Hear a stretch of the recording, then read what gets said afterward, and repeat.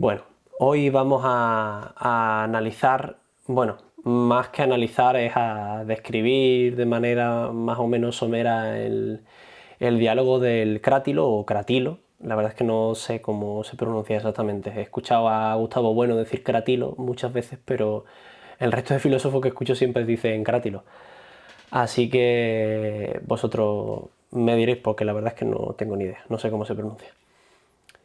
¿Por qué este diálogo? Pues bueno, para empezar voy a empezar el vídeo recomendándoos que no os compréis esta edición porque es una mierda. Me la encontré por Amazon por 4 euros y la verdad es que es un poco penosa. Aparte de la gran cantidad de faltas que tiene, no hay nada de numeración por ningún sitio y de hecho lo dejé a mitad y accedí a las obras completas de Platón de Gredos y lo analicé a partir de ahí, porque no vale para nada, la verdad. Tanto de encuadernación como de contenido es un poco una pérdida de tiempo. Aunque valga 4 euros no merece la pena. Bueno, el Cratilo. ¿Por qué este diálogo en concreto? Pues bien, veníamos viendo en los anteriores vídeos cómo estamos intentando cimentar un ensayo que todavía no creo que no he revelado de qué trata en concreto, pero a grosso modo os puedo decir que se trata de relacionar la música de algún modo con el lenguaje, o sea, es relacionar la música con la episteme, con el conocimiento científico. O sea, en qué medida la música refleja cierto grado de conocimiento exacto, al margen de la dimensión artística y demás. ¿Cuáles son las características de la música que nos permiten ver en ella un grado de verdad? No, bueno, todavía no me voy a meter en ese terreno porque es bastante pantanoso. Pero básicamente para poder cimentar una especie de teoría del conocimiento musical, hay que establecer un fundamento, y creo que el fundamento más lógico que hay o más evidente de la música es fundamentar la música como lenguaje. Y para fundamentar la música como lenguaje, pues primero hay que hacer cierto bagaje lingüístico, como hemos hecho en el primer vídeo, que analizamos el concepto de oralidad de Havelock. Y este vídeo va a ir también por un poco la vía lingüística, por eso he escogido el Cratilo. El segundo vídeo no iba por la vía lingüística, sino que iba por la vía pictórica, que es una vía que exploraremos en profundidad más adelante, conforme a cómo es el desarrollo de la técnica pictórica hasta que conseguimos tener una técnica de la perspectiva, es decir, una matematización del espacio pictórico. Y bueno, aunque haya explicado esto de una manera un poco difusa, vamos a intentar centrarnos hoy en lo que nos concierne, que es básicamente cuál es la teoría lingüística que expone el Cratilo. Es decir, es uno de los escritos más tempranos en los que se aborda de verdad esta cuestión, donde aparecen nociones como la distinción entre consonantes, vocales y sonantes, que si sabéis de otro escrito en el que aparezcan con más anterioridad que estos diálogos, pues me encantaría saberlo, porque no me consta que haya escritos anteriores, por lo menos en Occidente. Seguramente lo habrá fuera, y si lo sabéis me interesa que me lo digáis. El Cratilo, básicamente, aunque acabo de decir que el Cratilo expone tesis lingüísticas, en realidad el interés del Cratilo, como luego vamos a ver, no es exponer una teoría lingüística. El Cratilo no es un diálogo sobre la lengua, es un diálogo sobre la validez epistemológica de la lengua. Es decir, Platón lo que hace, en rasgos generales, nos viene a decir que el lenguaje no es un método válido para el conocimiento, ¿vale? Entonces esto es algo que voy a explicar un poco más en detalle después, pero primero vamos a describir un poco cómo se compone este diálogo y cuáles son las tesis que se exponen. Básicamente hay tres personajes, que son Hermógenes, Crátilo o Cratilo. Yo voy a decir Cratilo porque me suena mejor. y Sócrates, ¿vale? Como ya sabéis, Platón expone siempre sus ideas en boca de Sócrates. Y él nunca o creo que casi nunca, no, me parece que nunca se presenta como un interlocutor dentro de sus propios diálogos. Entonces Sócrates aparece como una especie de intermediario entre la tesis convencionalista de Hermógenes y la tesis naturalista de Cratilo. ¿En qué consiste la tesis convencionalista? Pues la tesis convencionalista consiste en que básicamente el lenguaje es una convención, en que las palabras se fundamentan únicamente en el consenso, en la costumbre y en la tradición, y que no hay una esencia, no hay algo de las palabras que refleje aquello que significan, el objeto en sí que vienen a significar. Y por otro lado, la teoría de Cratilo es la teoría naturalista, la cual dice que las palabras contienen la esencia de las cosas que nombran y que por alguna razón han sido puestas por un legislador, por una especie de ser divino que sabe perfectamente que una casa, por ejemplo, refleja la esencia de lo que es una casa en sí. ¿Vale? Entonces, ¿qué es lo que hace Sócrates? Pues básicamente Sócrates les vacila a los dos. Eso es un poco el resumen del diálogo. Tengo aquí un poco esbozado el resumen.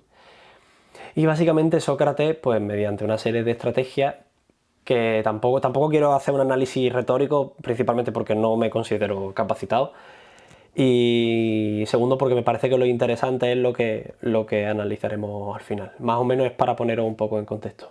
Sócrates, o sea, la primera parte ensayo no, iba a decir ensayo, la primera parte del diálogo consiste en que Sócrates intenta convencer a Hermógenes de que su teoría está equivocada, de que las palabras no son por convención.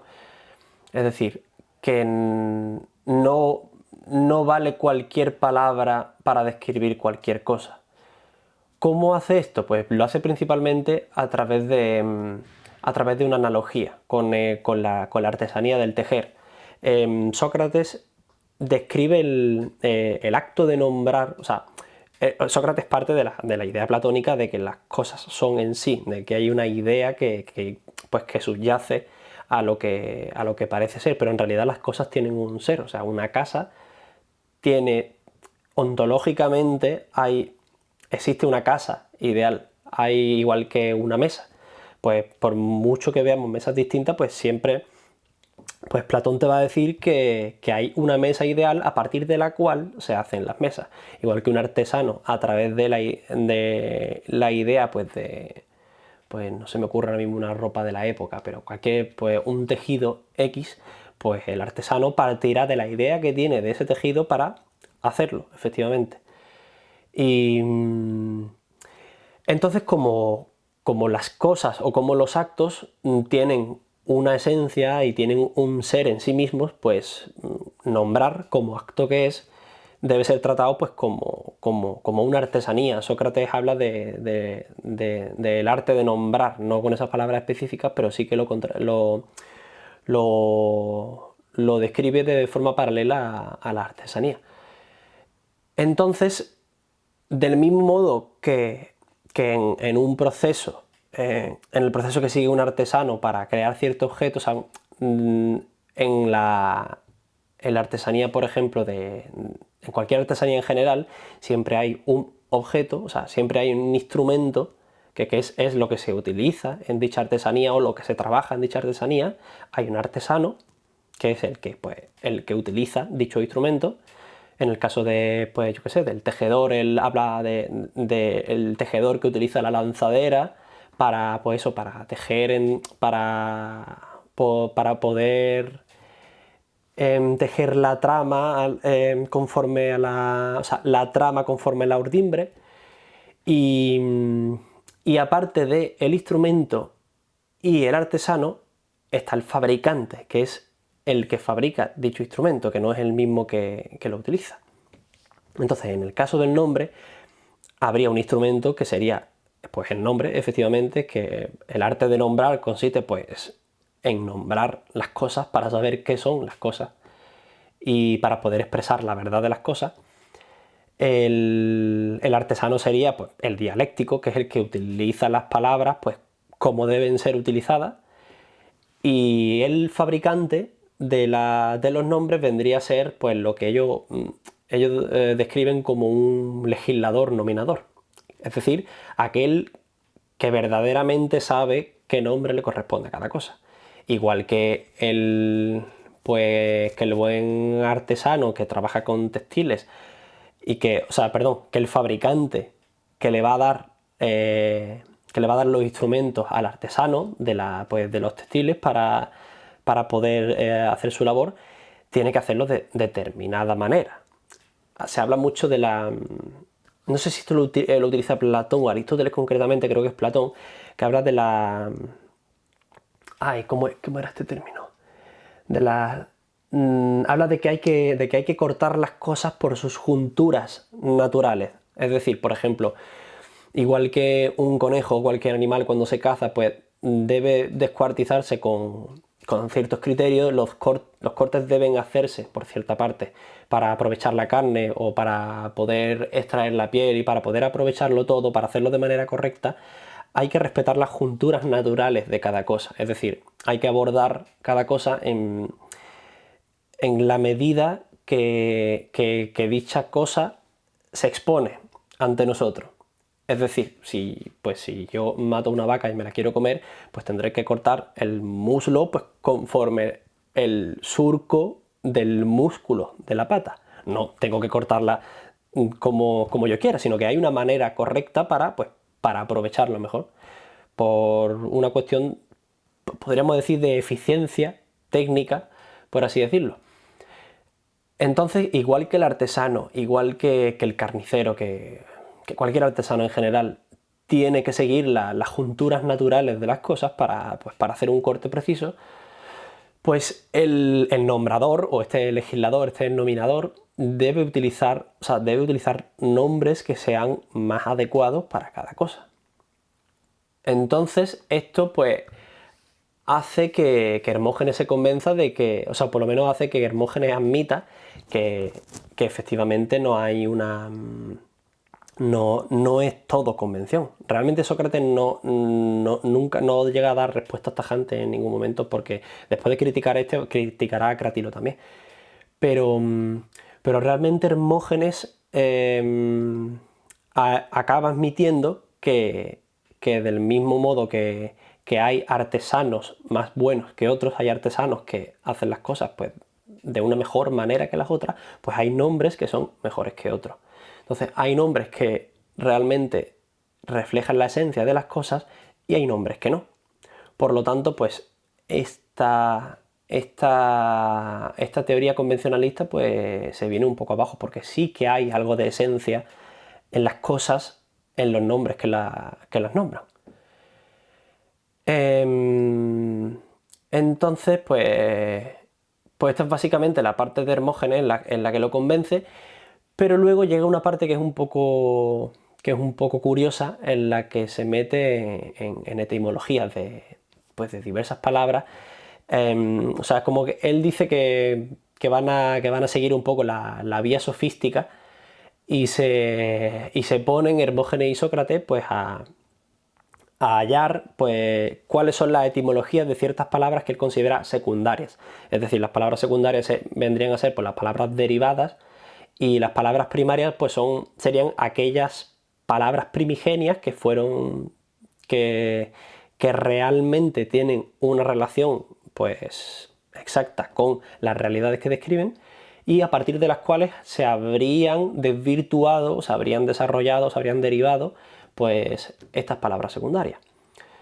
Entonces, esta es una sección que es muy larga, de hecho, muy larga en comparación con la extensión total del diálogo, pero que en realidad es tiene un cierto punto de ironía, porque de hecho muchas de las etimologías que aparecen ahí son falsas, no son correctas, y parece un poco como que Sócrates está intentando está intentando ridiculizar un poco a los sofistas, diciendo pues que eso, que ellos se limitan simplemente a analizar la etimología de palabras secundarias, pero que nunca van a la esencia, nunca van a estas palabras, a estas palabras primarias.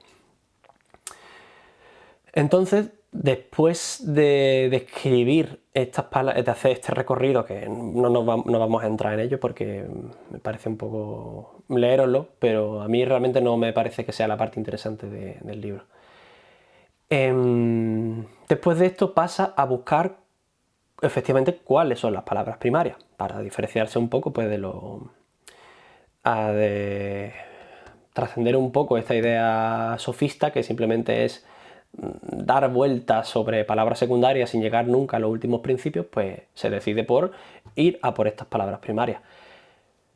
Pero ¿qué pasa? Que ¿cómo se puede describir realmente esta relación entre las palabras como tal, las palabras primarias y las cosas? O sea, Sócrates se plantea si de verdad hay una relación exacta, o sea, si de verdad las palabras reflejan la realidad de las cosas y en qué grado, o sea, si hay exactitud o si no hay exactitud. Entonces, para ello desarrolla lo que es para Platón la teoría de la mímesis. Es decir, que en este caso el lenguaje vendría a imitar, o sea, el hecho de que una palabra refleje pues X realidad se basa en la imitación. Es decir, que dicha palabra emula de cierta manera características o la esencia de esa palabra pues a través de los elementos del lenguaje, que son pues que serían los fonemas. Los fonemas él habla de elementos, y por elementos entiendo que se refiere a las letras, a los caracteres. Bueno, con respecto a la relación de estos nombres primarios con la realidad, lo que está buscando Sócrates es si de verdad exhiben esta exactitud socrático-platónica, o sea, si el nombre de verdad exhibe la realidad de cada cosa, la esencia, la usía de las cosas. Y realmente la conclusión a la que llega es que dentro de una imitación no puede haber una exactitud. ¿Por qué? O sea, según la teoría de Cratilo, de esta teoría naturalista, la imitación de las palabras a la esencia de las cosas acaba como en una especie de duplicado de la cosa que se pretende nombrar. Pero esto para Sócrates no tiene sentido porque en realidad sí, lo que está haciendo precisamente es duplicarlo. Él pone el ejemplo pues, a través de Cratilo, en el que dice que si se hiciese pues, una imagen, pues poniéndolo en términos pictóricos, si yo hiciera una imitación o por ejemplo una escultura exacta de un cratilo, si fuese totalmente exacta, al 100% exacta, no se podría distinguir del propio cratilo. Entonces habría dos cratilos y uno no sería la imagen del otro. Y entonces pues se viene un poco abajo esta idea de que hay una imitación exacta. O sea, el mero hecho de imitar lleva implícito que no va a ser exacto, sino que hay una imitación, o sea, hay una subordinación entre lo imitado y lo que imita. Porque si no hubiese esta subordinación, pues no sería una imitación, sería, pues, las dos cosas serían exactamente lo mismo y ninguna imitaría a la otra. Entre otras cosas, pues, por el mismo hecho de imitar ya implica, o sea, en la propia definición de imitar ya viene implícito una secuencia temporal. O sea, esto no lo explica Sócrates, pero entiendo que los palos van para yo imitar algo, es necesario que yo lo imite después de que ese algo sea. El hecho de que yo esté imitando algo y de que esa imitación sea exacta, pues en realidad parte de la imposibilidad de que la imitación es posterior a la cosa. Entonces ya, dado que es posterior a la cosa, nunca puede ser una imitación exacta. Porque, pues por una imposibilidad temporal. Aunque se parezca exactamente, físicamente, ya temporalmente deja de ser una imitación. O sea, que lo cojas por donde lo cojas, no es posible la imitación exacta. Y entonces Sócrates básicamente lo que lo que dice me he saltado un poco varias secciones, pero en realidad lo que Sócrates quiere decir es que el lenguaje, como arte que es, como arte que expresa la esencia de las cosas a través de las sílabas y las letras, en realidad lo que hace Sócrates es criticar esta teoría. O sea, dice que el lenguaje es un arte que imita la esencia de las cosas, pero ya aquí te está sentando las bases para criticar a Cratilo como luego hace. Entonces, desestima la teoría tanto de uno como de otro. Lo que pasa es que lo hace siempre de una manera muy velada y al principio parece que está rechazando a Hermógenes para ponerse del lado de Cratilo, pero luego cuando se pone a hablar con Cratilo, en realidad, durante la conversación de Hermógenes y durante la teoría de la mímesis, lo que ha estado es sentando las bases pues, de esta contradicción que va a encontrar en la teoría naturalista. Y entonces, que me he saltado otra vez, lo que viene a decir Sócrates pues, es el argumento en general de este diálogo, que el lenguaje no es una vía, pues, viable, valga la redundancia, para el conocimiento científico, para la episteme. ¿Por qué? Pues porque ya hemos visto precisamente que hay un poco de convención, pero también hay un poco de esencia también. Es como que no hay nada claro. Consigue reconocer o sea, hace reconocer a Hermógenes que su teoría convencionalista en realidad no refleja tanto la realidad porque los nombres expresan cierta esencia de las cosas, pero también convence a Cratilo de que en realidad hay cierto grado de intromisión de las convenciones y de las costumbres en el nombramiento de las cosas. Entonces como que hace una especie en este batiburrillo que hace del lenguaje como producto de la imitación y producto de la convención, en realidad lo que está diciendo es que el lenguaje no sirve. O sea, por lo menos no sirve para lo que busca él, que es para describir la realidad de las cosas, para buscar la episteme, para buscar el conocimiento científico. ¿Por qué? Pues por estas contradicciones, porque no es un criterio unificado, no es un criterio exacto, es simplemente pues, un criterio basado en la imitación. Entonces, pues lo que hemos dicho al principio, el Cratilo no es al contrario de lo que he visto en varios sitios de internet, y bueno, y efectivamente como describe pues muy bien la introducción de la edición de Gredos, que es la que yo he seguido y la que he leído pues, para estructurar un poco esto. En realidad el Crátilo no es un diálogo sobre el lenguaje, es un diálogo sobre la episteme, sobre el conocimiento. Lo que pasa es que utiliza la excusa del lenguaje pues simplemente para desestimarlo y para decir pues que el lenguaje no refleja la realidad, sino que en realidad lo que hace es imitarla. Entonces, pues como imitación que es, y como, pues bueno, ya sabemos la relación que tenía Platón con los poetas y con los artistas en general, la imitación no es un criterio válido, no es un criterio epistemológico. Entonces, básicamente lo que a mí me interesa de este ensayo es que realmente la opción que desestima Platón es realmente la que me interesa, porque pues presenta pues, el lenguaje pues, como lo que hoy en día más o menos se cree que es.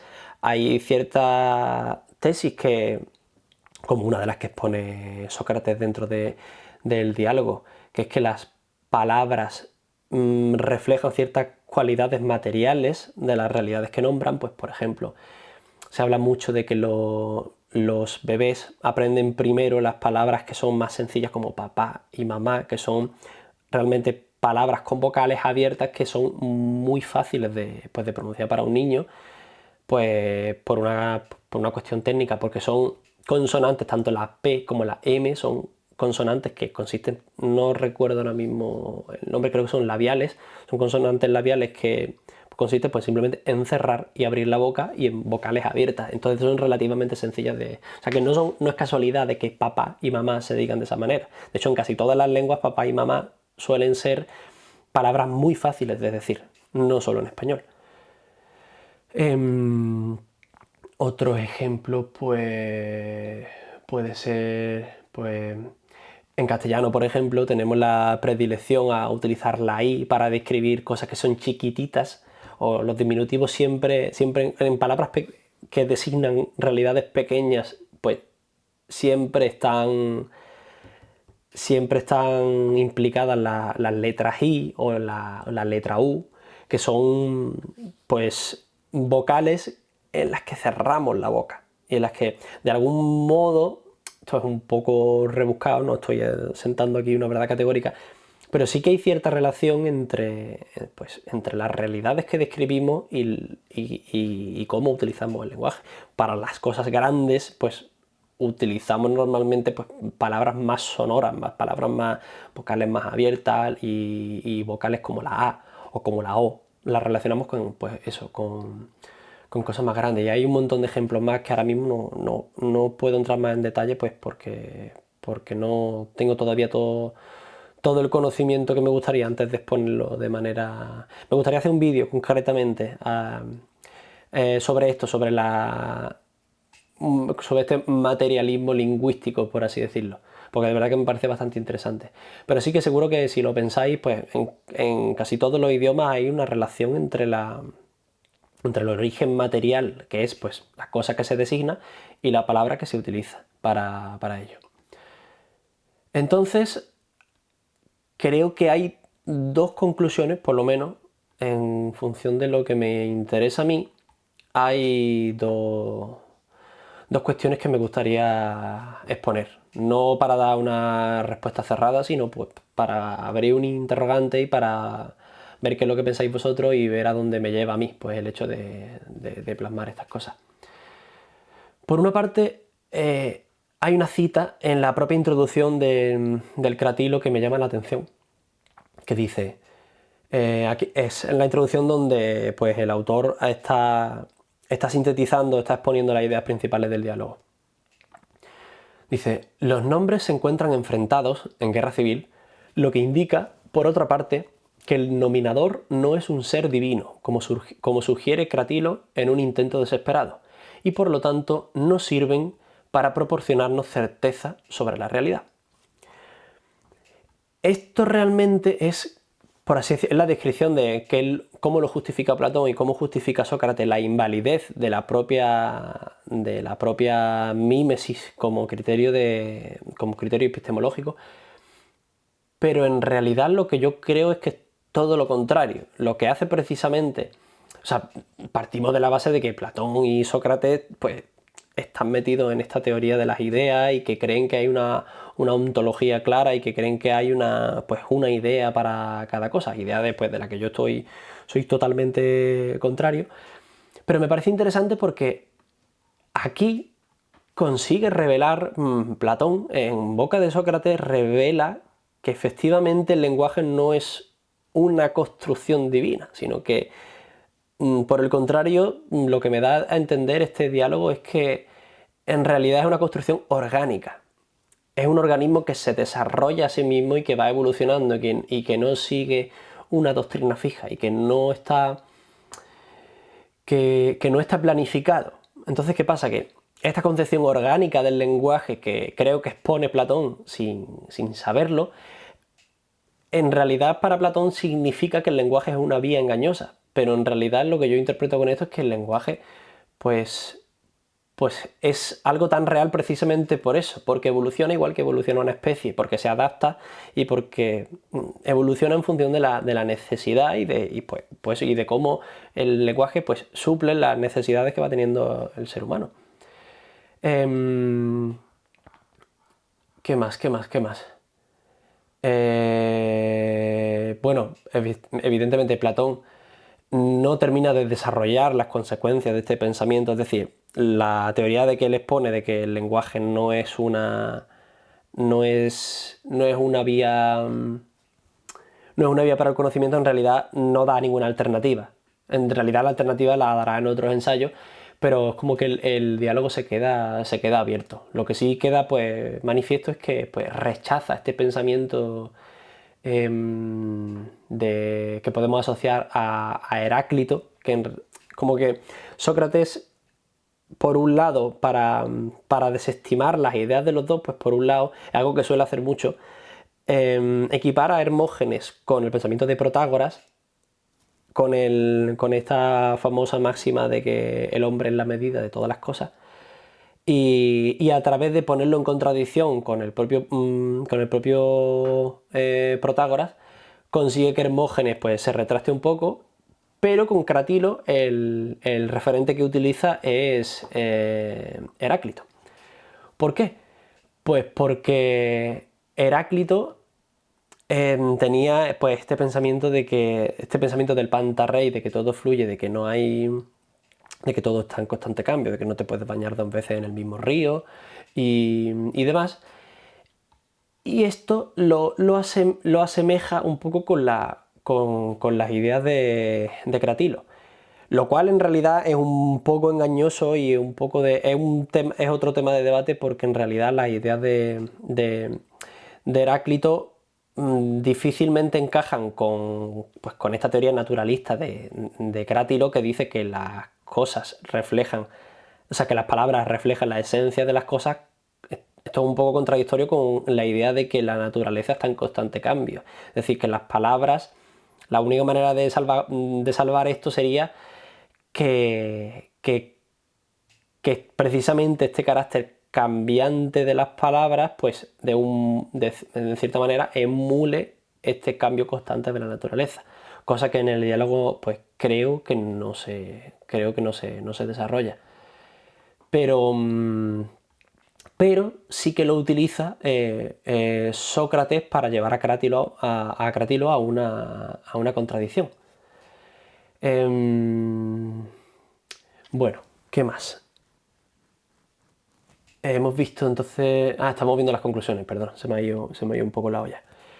Entonces, la primera conclusión sería que el Cratilo expone el lenguaje pues, como un todo orgánico, o sea, lo expone de manera implícita, no que creo que no, de manera consciente, pues como un todo orgánico, como algo que se desarrolla a sí mismo y que es cambiante y que es realmente acorde con esta idea de Heráclito.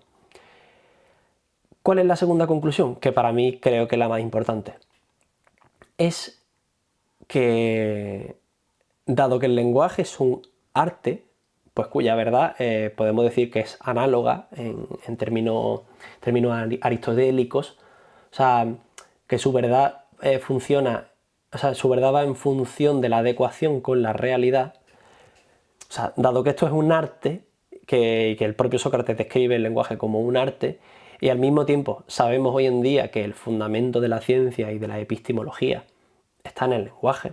Es decir, pues como ya han estudiado toda la filosofía analítica del siglo XX, no hay conocimiento humano posible sin una estructura lingüística.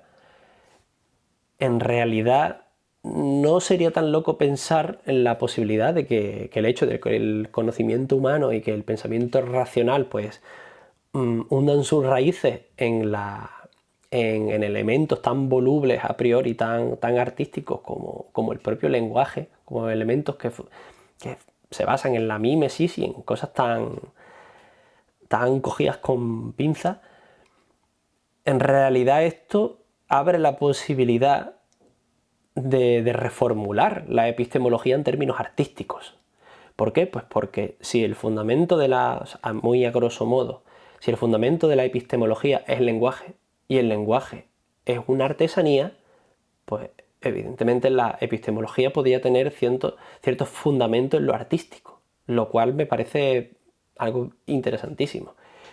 Y creo que en este ensayo precisamente he encontrado pues, parte de este fundamento que estaba buscando, de que si realmente podemos reformular la epistemología en términos artísticos, pues sí que podemos encontrar un camino para decir que es posible teorizar y desarrollar una especie de teoría del conocimiento musical. Es decir, pues por tratarlo, pues en este caso en la música como arte. Pero eso, sí que hay algo de vinculación entre la epistemología y entre las artes. Como veremos más adelante, lo vimos también en el vídeo de Havelock, que realmente hay una vinculación en la antigüedad entre entre el conocimiento de los pueblos de la antigüedad y la oralidad y estas estructuras orales que decíamos que se basaban en la repetición, en la periodicidad, en la variación dentro de la identidad y en estas técnicas orales de conservación en general. Y estas técnicas orales de conservación en realidad son pues, más bien cuestiones artesanales, no son cuestiones lógicas. La lógica es un invento posterior que no llega hasta Aristóteles. Y precisamente este silogismo que utiliza Aristóteles, pues en realidad lo vemos con mucha anterioridad a Aristóteles pues, en los textos de presagios. Pues, por ejemplo, en los textos de presagios, pues ¿cómo se llamaba la distinción? Entre la primera parte de un condicional, entre prótesis y apódosis. En la distinción entre prótesis y apódosis, en realidad lo que tenemos es un antecedente y un consecuente. Es decir, pues si las tripas de cierto animal están dispuestas de cierta forma, esto indica pues que en el mañana va a caer un rayo o que va a haber un eclipse o de la misma forma, pues si hay un eclipse o si las estrellas están puestas de determinada manera, pues el rey va a ser destronado o la salud de X persona va a empeorar o va a mejorar. Hay una especie de, pues, estas primeras formas de reconocimiento de la relación de causa y efecto, que en realidad es sobre lo que se basa el silogismo analógico de Aristóteles.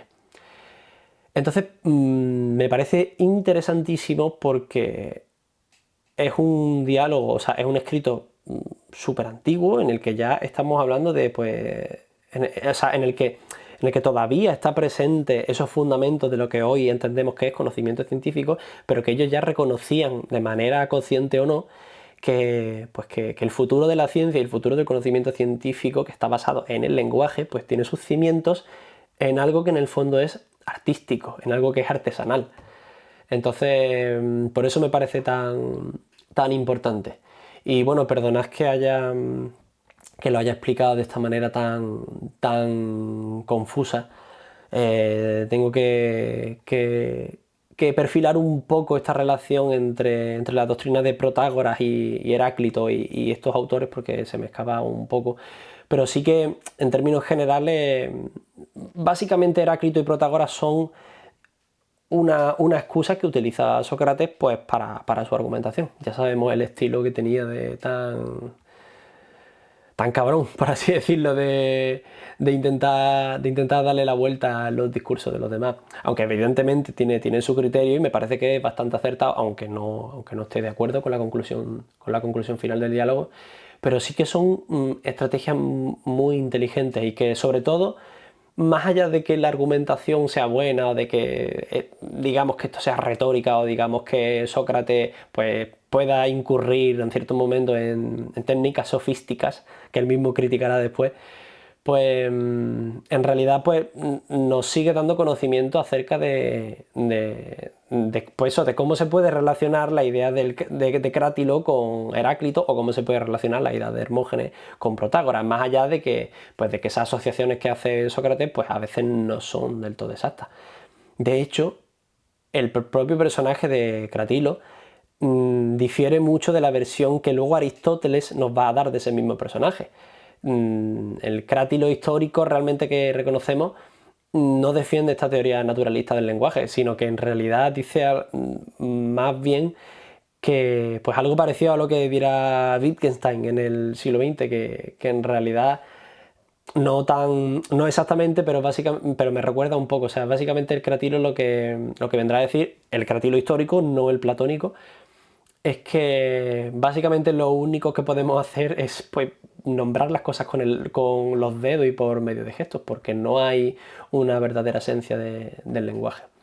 Así que, pues eso, pues como suele pasar con los diálogos de Platón, pues hay muchas cosas que quedan abiertas, que son difusas, pero que realmente reflejan pues un proceso espectacular un nivel de desarrollo y un nivel de ejercicio mental que para esa época me parece espectacular. Y bueno, creo que